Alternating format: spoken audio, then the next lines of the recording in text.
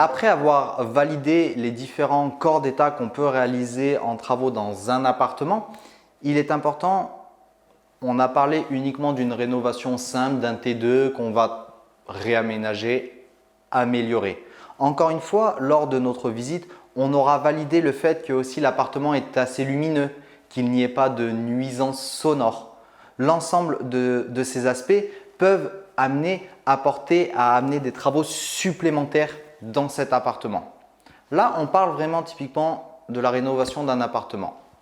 Pour ce module, on va parler et je vais vous transmettre les travaux qu'il va falloir prendre en considération lorsqu'on ne veut pas non pas rénover un appartement, mais faire une division. Alors, qu'est-ce que la division? La division, c'est très simple.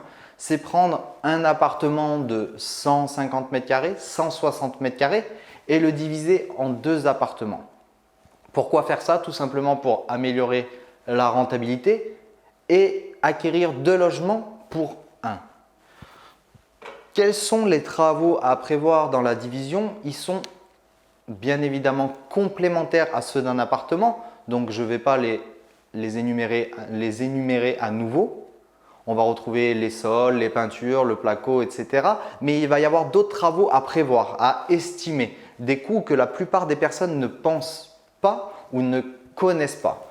Dans un premier temps, il faut être très conscient que estimer des travaux sur une division est très compliqué.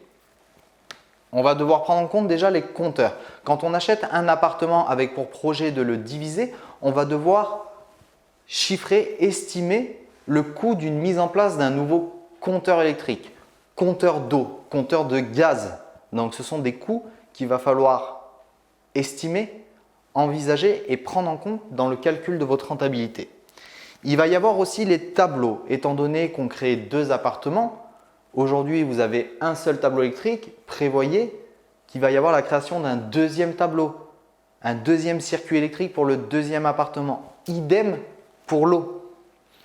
Les ouvertures, vérifiez bien que le fait de diviser ne va pas avoir un impact sur la luminosité de l'autre appartement. Vérifiez que les deux soient bien lumineux, soient bien isolés, soient bien desservis.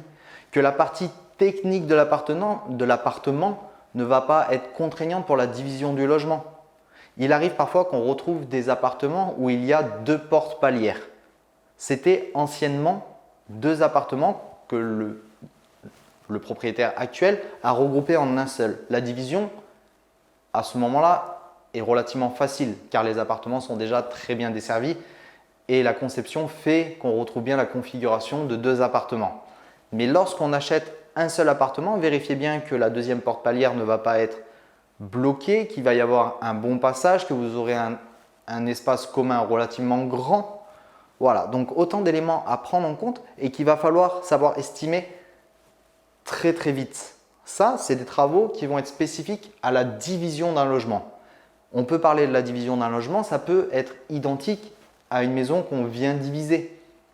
Vous achetez une maison, vous souhaitez faire 2 ou 3 appartements, vérifiez que pour desservir l'ensemble des appartements, il ne va pas y avoir des frais trop importants, que les montées d'escalier ne se situent pas à l'autre bout du logement, que les ouvertures, la luminosité ne va pas être impactée, que les espaces sont assez suffisants pour créer des logements. Voilà, le but n'est non pas de faire un maximum d'appartements, mais de faire des appartements qui vont se louer et qui vont répondre à vos objectifs. Aujourd'hui, chose très importante que énormément de personnes oublient, lorsqu'on divise un logement dans certaines communes, il est obligé de créer ce qu'on appelle des places de stationnement.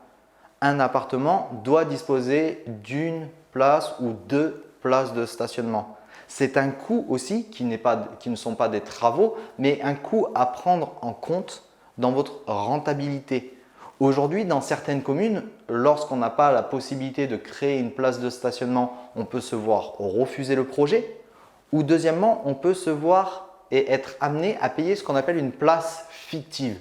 On va payer une place de parking qu'on ne possède pas, qu'on va donner à la commune, à la mairie. Certaines communes, on monte jusqu'à 8 000 € la place de stationnement.